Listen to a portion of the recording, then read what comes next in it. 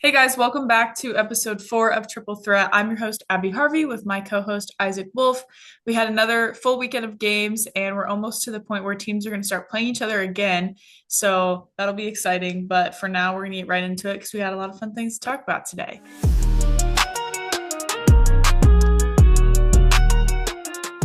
So the first game was actually my hot take from last week was that the Mist were going to beat the Rose and Enrique was going to have a good game and figure some things out with this Unrivaled League.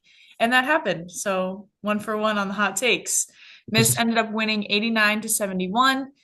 They shot really well from three. Enrique, which was what I talked about last week again, she had 21 points, which was her season high for this year. Alicia Gray also starting to heat up a little bit. She had 28 points. So those two working very well. Obviously, Brianna Stewart had another good game. So the Miss were feeling it this game. Yeah, I mean they hit the Rose with a flurry really early on in the first quarter. It was like 29 to 15 after the first quarter. Gray and Agumbawale were on all night. And I think on the Rose side, what surprised me the most was Shakira Austin, 29 and 10 off the bench. They felt like I think they felt like she had a better matchup in terms of how she went against Smith and Stewart for the miss because Stevens only played almost 6 minutes, only put up one shot. So shout out to Shakira for having that effort off the bench. Copper added 22. Gray a little bit below her average day, 16 on 6 of 15, 0 of 4 from outside. But yeah, it was good to see Enrique kind of figure some things out. Yeah, and Veronica Burton also added 15. So Mist were kind of coming from all the angles. And Veronica Burton is one of those players who has had such a great story. She played at Northwestern here. So I've been able she's been on campus. I've seen her in passing, but I haven't been able to meet her yet. But then she got drafted by the Wings, was later waived by the Wings, and then was actually signed to the Valkyries during the expansion draft, where she was one of the leading scorers and then became the WNBA most improved player this past WNBA season, which ultimately led her to get an invite to the USA Basketball Women's National Team Training Camp, which is super cool opportunity. And now she's on the Mist, who are having a good unrivaled season so far, now 5-2, and being able to play with some big, big names and being able to keep up with them. Yeah, she is the perfect complementary role player with her two-way presence. Because you have Gray, Stewart, and Agumbawale. Those are some of the bigger names. Then obviously Smith was co-defensive player of the year, and so when you have all those, and she just fits her role perfectly on both ends of the floor. So perfect complementary piece. For sure. Another kind of younger player who's been seeing a lot of success is Kiki Iriafen, and she had the game-winning shot in game two, Phantom versus Vinyl. So Phantom won 78 to 69.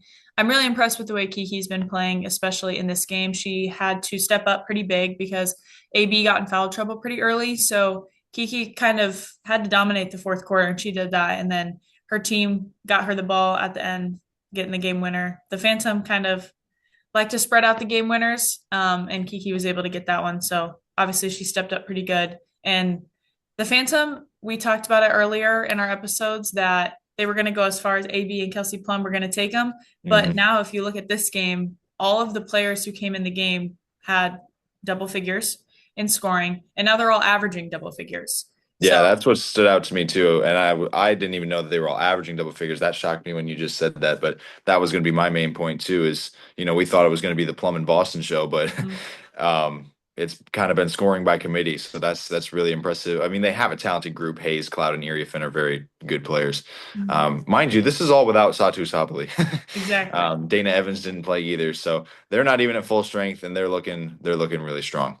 Yeah, I think once you add Satu back into this mix, the Phantom, I'm not sure when her timeline is, or when she's going to return, but I think the Phantom have an opportunity to be one of the best teams in this league. And I've kind of been feeling that towards the end as they're kind of figuring things out. I know in the broadcast, they always say that this team, they're really close off the court as well. And so I think that's obviously translating to on the court, being able to spread that offense out and being able to get everyone involved. Moving on to Saturday, where the first matchup of the day was Breeze and Lunar Owls. Dominique Malonga threw one down in this game. Yeah, she did. That was fun to watch. And on that play, Edwards was, I mean, she was simply behind the play. She just wasn't hustling back. and there was kind of a miscommunication between Mabry and Allen. They both left the ball as Jackson was bringing it up. That left Malonga completely free. Mhm. Um, and she was able to throw it down without a dribble. So that was really impressive.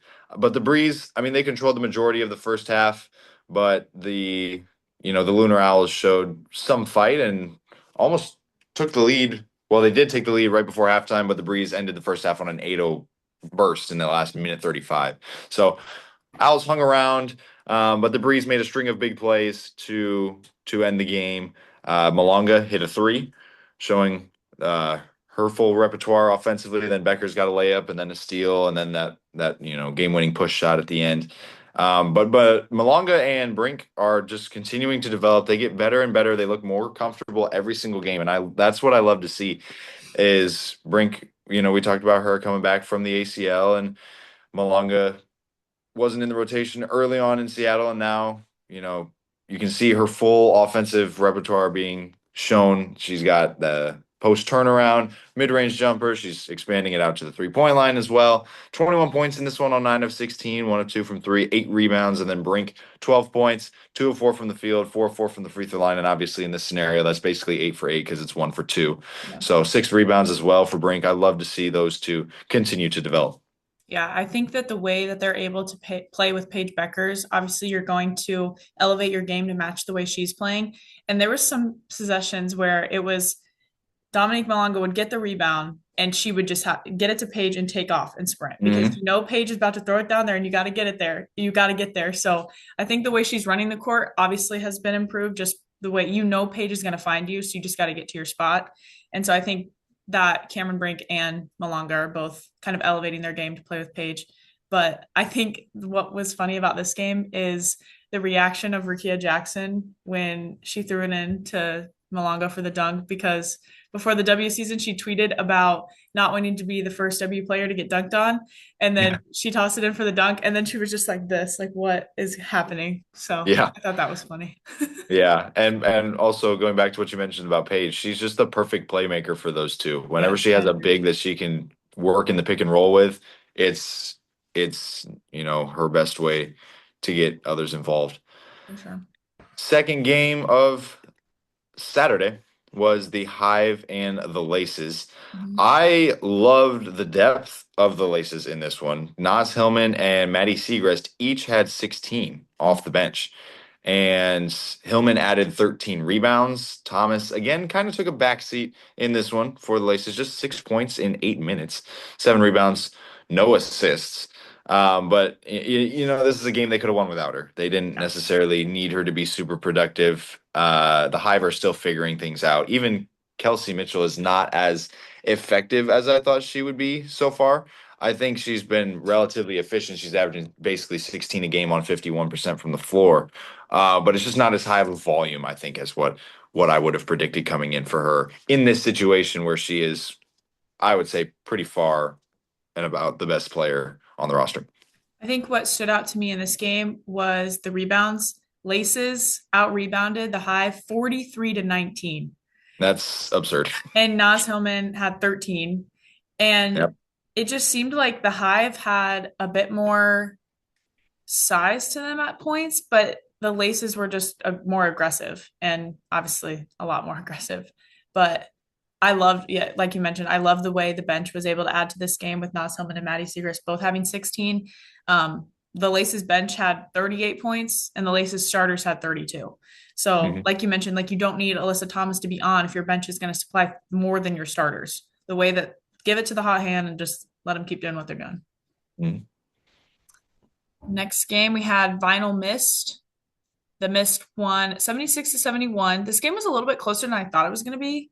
Arike had another good game. So she's stacking the days. She had 18 points. Alicia Gray, another good game. She had 27. And then obviously Brianna Stewart, another good game for her. So 21. So the three girls who had a good game in their first game of the weekend had another good game in the second. So I think that's good just for the team to be able to keep things rolling. But for the Vinyl, what shocked me, not shocked me, I've seen her play good, but in this way of playing, Erica Wheeler, just someone who has, she went undrafted in the Mhm. W. she's found success. She's been in league for a long time, and she's just someone who continues to find ways to get better, improve her game, and find way to succeed. And she had 16 points in this game, and added 4 assists, 6 rebounds. So I love to see the success from Erica Wheeler for sure. Yeah, I mean the mist. This was another game where they got out to a quick start. They were up 16-6 right away. Gray had 12 when the Vinyl had 12 as a team. And so she kind of set the tone offensively. Ray Burrell ended the quarter with a couple of buckets to bring the Vinyl back. But one thing I saw from Enrique early on in this game, before she got going, I can see at times why she has been struggling so far this year. Yeah. And what I mean by that is her shot choice can be pretty erratic sometimes. She can go tween, cross, step back, and just fire it up. And then can kind of lose control going to the basket sometimes. So early on, I felt like she was just getting a little ahead of herself, but she got to the rim 3 or 4 times and converted late in the second quarter and hit a couple threes. So once she saw those go in, she played a lot more confident. Obviously, had the halftime buzzer beater. Yeah. Griner looked good in her first half stretch. I know we've talked about, the questions with her in this format, but she had a good touch on a low post up, pick and roll, a lob in transition. She had 6 points. I mean, she only played that stretch in the first half, literally played 2.5 minutes, scored 6 points, didn't miss a shot. But the Vinyl in this one, they forced a lot of mismatches, switching. The Mist switched a lot on ball screens and back screens, which got Hamby in the post versus Burton and Howard on the perimeter against Stewart. And so that was kind of their best way of staying in this game, was trying to create those mismatches. But it was a good competitive game. I mean, Stewart had the game-winning spin layup, took matters into her own hands on that last possession.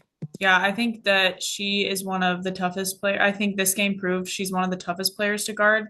And I think her physicality and her basketball IQ are so high. And I think that that's kind of rubbing off on the rest of this team. And you mentioned Enrique kind of throwing it up there at some points, but I think toward later in the game when she was able to use her body well and stay aggressive in the paint, I think that's where she saw her success, and I think you could see her confidence just continuing to rise. So I think that this Miss team is one of the teams that's consistently getting better every single game. You can see the adjustments they're making, so I think they'll be exciting to continue to watch succeed and grow in the future. Mm-hmm. 84-74 was the final score of our next game, which was Rose and Phantom. Rose took this one. And this game was gearing up to be everything I said it was going to be It in the first was. half. Plum had 17 at halftime. Gray was around there too. I think she was at 14 or 16. And Chelsea Gray finished with 34. So she was awful close to what I was saying. But Plum didn't score in the second half. She finished the game with 17 points. And Yeah. it just felt like she wasn't super aggressive. She got Boston going. She was dishing it. But I mean, that hot take kind of blew up in my face. I was very disappointed because I felt like I was on my way to calling something crazy. But In the first half, you were. I was. And then, yeah, Plum kind of took a back seat in the second half. And I mean, the Phantom fell as a result of it. Yeah, I really like. I know that you mentioned Kelsey Plum wasn't as aggressive later in the game, but I really like the 5-man rotation that the Phantom have going. I know they didn't win this game, but the way that AB and Kiki are working together, I really like, and the way that Natasha Cloud is able to come in and run the offense, and she added, I think, 6 assists to this game. So I think that the way that they're able to work together as a team is very chippy and resilient. I think they're one of the tougher teams in this league. And I think that they're just a flashy team that's fun to watch. And so I think that although they didn't win this game because Chelsea Gray is just being Chelsea Gray, that it was a really fun game. Last game, our last day, we had the battle of last place, essentially, with the Lunar Owls and the Hive. This was a fun game. It was back and forth for a It while. was. There wasn't any point where one team kind of took control or whatnot. I think that they said there was 15 or something lead changes, so lots of back and forth. But the Hive ended up coming away with the win. Kelsey Mitchell had the game winner, and Natisha Heidemann. That's my player of the game for this game. I know we're not Hmm. doing that, but that would be mine. Yeah. She was so fun to watch. They had Courtney Williams also on the broadcast for a little bit. We know Ah. from Stud Buds, but that was Mhm. just so fun to watch. She hit I'll get to this later, but she had three threes in three consecutive possessions. And that was the only time that it felt like the Lunar Owls were kind of running away a little bit with it. But the way Mm. she scored 9 points in three possessions. So she cut the lead. And that ultimately changed the game because going into the fourth quarter, they needed that lead to be cut down. And she did that. And so she had a big hand in winning that game, I think. Yeah, I mean, this was the battle of the Funyuns, but it was elite defensive execution by Kelsey Mitchell on that last play. Hmm. She knocked Diggins off her line when she was cutting. That's what you're taught to do is get into the body and force her off her line. So she was able to shoot the gap between her and Edwards. Edwards was actually looking at the handoff on the other side. So Edwards was turned around and Kelsey just, it was kind of like a, I mean, she knocked the ball out of Edwards' hands. It was kind of a look what I found situation. The ball was Yeah. just right there for her. And she took it to the other end and made the layup. So I thought that play was very notable from Kelsey. But yeah, not a whole lot to discuss other than Skylar Diggins, maybe 27 off the bench. Yeah. I think that we'll see next week Skylar Diggins entering into that starting spot because in this game, Rebecca Allen had 0 points, only played 8 minutes, didn't take a shot. So obviously, Skylar Diggins is playing a lot more. I think we'll see her start next week, moving into kind of running those three and kind of just, I mean, that team is those three. Could also be matchup dependent with defense with Allen Yeah. too. Yep. Last game had Laces and Breeze. I thought this game was going to be more exciting, to be honest. I was underwhelmed, unfortunately. I just thought it was going to be a little bit closer, but I think that the Laces took over in the fourth quarter. But yeah, it was. Yeah, you go. Yeah, I mean, the versatility of the Laces is really what sticks out to me. They have players at each position, right? They have Sykes, who's a guard, Young, who can be considered a wing, and Thomas, who can be considered a big, hypothetically. But each can initiate offense, handle the ball, create for themselves and others, which is the best method in this league. Versatility is the best method in this league because there's too much space on the floor with it being 3-on-3 for mismatch attacking. And we kind of see that with the whole Griner situation, but and with Hamby too. Honestly, the vinyl have kind of fallen apart after opening weekend. But for the record, that was a charge that Page took late in that game. It was 72-67. And then I mean that's a potential 4 or 5 point swing. yeah. Instead of being down 5 with the ball, you're down 7, and the opposing team is 2 points away from the target score after that bucket. So I felt like Page was in good position, was set, took the charge. They didn't call it. It was a no call. It wasn't even like a blocking foul or anything. But I thought that was very interesting. Breeze were all out of sorts defensively on that last possession. I think they kind of threw in the towel after they didn't get the call, at least Page. Malonga fell for a couple ball fakes. Thomas got the layup. So Page was not happy, and that's totally fair. I think the Laces in this game, the phrase that came to my mind is they seem to have an answer for everything. Hmm. Anything that the Breeze were doing really well, the Laces found a way to counteract that. And the Laces have a way of like finding the other team's weaknesses and just going at that. And I think you saw that play out here. Obviously, the Breeze were kind of struggling with people not playing. They had to bring in development player, Kiana Williams. So Kate Yeah, Martin no got the Rakia start. today. And yeah, Rakia and Ari McDonald out. Not sure the timeline on them, but that's obviously big for that team. And so I don't know. The Laces Frankly, just have a lot going for them right now. yeah, I mean, if Rakia plays, that's a completely different game. Yeah. So Yep. So we got through all the games. We talked about our hot takes from last week.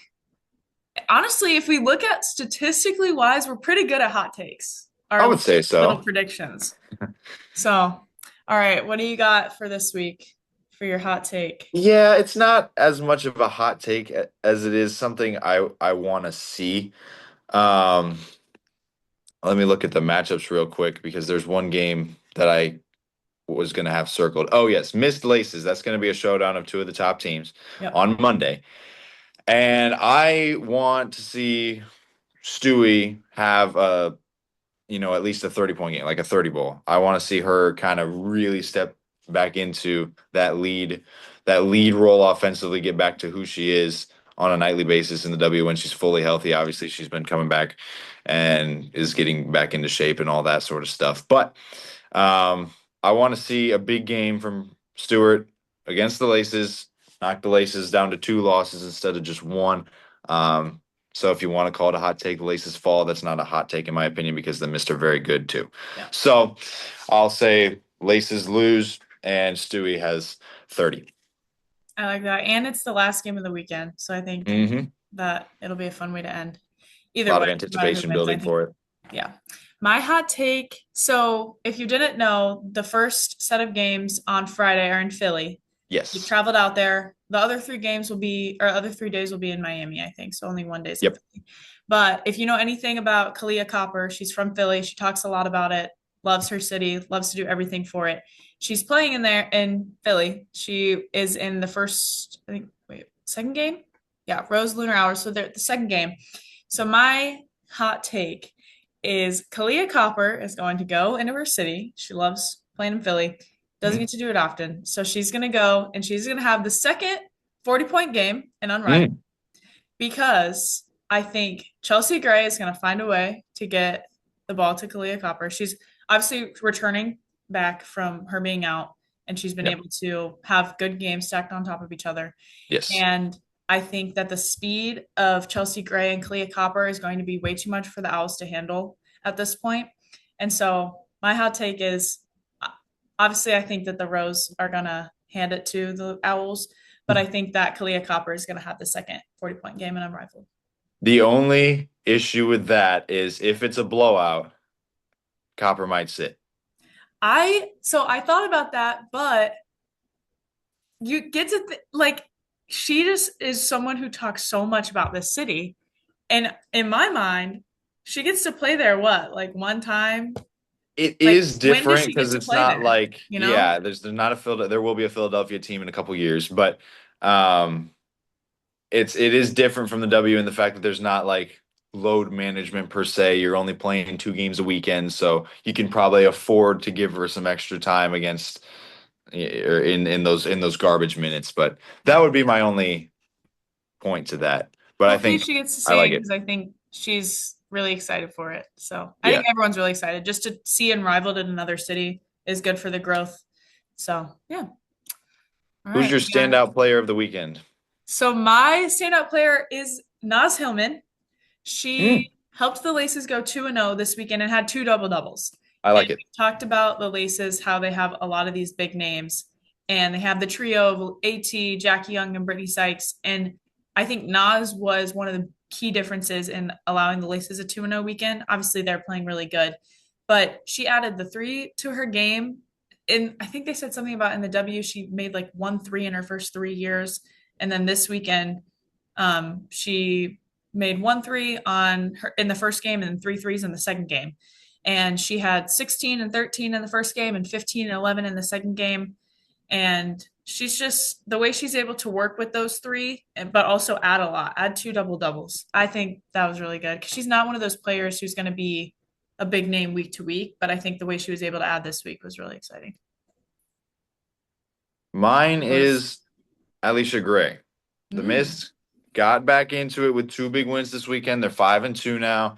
And Gray averaged 27 and a half across the 2 games, shooting 50% from the field and 38% from three. So I thought those 2 big offensive performances, leading a team full of stars like the Mist is, I think was worthy enough of taking the cake home for that award. it was that yeah, she had a great weekend. All right. My most exciting one. What was your favorite play of the weekend? Yes. So I thought about doing the Malonga dunk. That was basic. That's everybody's favorite play. So I took another one from that was that dunk the Lunar Owls game or was yes, I believe it was the Yes. first game. So I took a play from that same game and it was the way the Breeze opened the game. Right off the tip off. And this was drawn up. This was planned from the jump. You had like if you saw it, you watched it, you knew it was drawn up. Jackson was ready to set the back screen. So Malonga tips the ball. Page gets it. Jackson sets the back screen for Malonga. Malonga runs straight to the rim. Page throws it over the top, and it's a layup. Like it was open. It was beautifully executed, and I thought that was just like the most efficient way to ever open up a 3-on-3 game. Yeah. My favorite play of the weekend. I tried not to mention it when we were talking about the game, but I did. Was Natisha Heidemann, her three threes in three possessions, and her 20. I guess it's like a player of, I don't even know, not my player of the weekend, but just the way that those three possessions happened in a quick span of time, changed the course of the game, and two of them were step back threes, and then one, Marina Mabry was guarding her, and she faked out Marina going one way, and then I don't even know.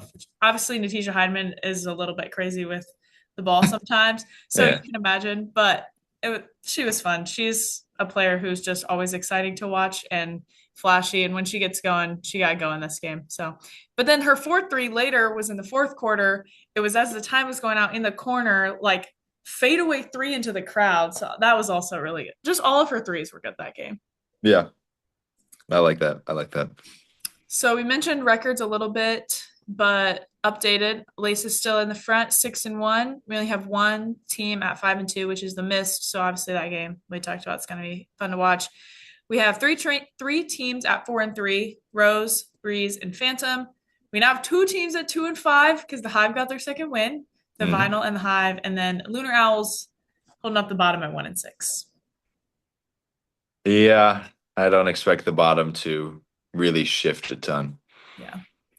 And then again for next weekend, our schedule first day is in Philly, Breeze and Phantom, and then Rose and Lunar Owls, and then everyone's heading back to Miami. Next day, Hive and Mist, and Laces and Vinyl.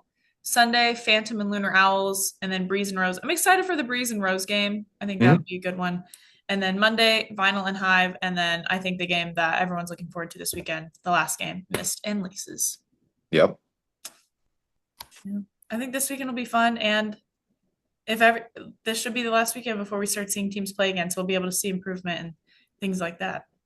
Not too far away from the one-on-one tournament either. Just about I'm a little less than 2 weeks out. So that'll be excited for exciting. that. We'll have to get our picks in, so we got to start thinking about that. For sure. For sure.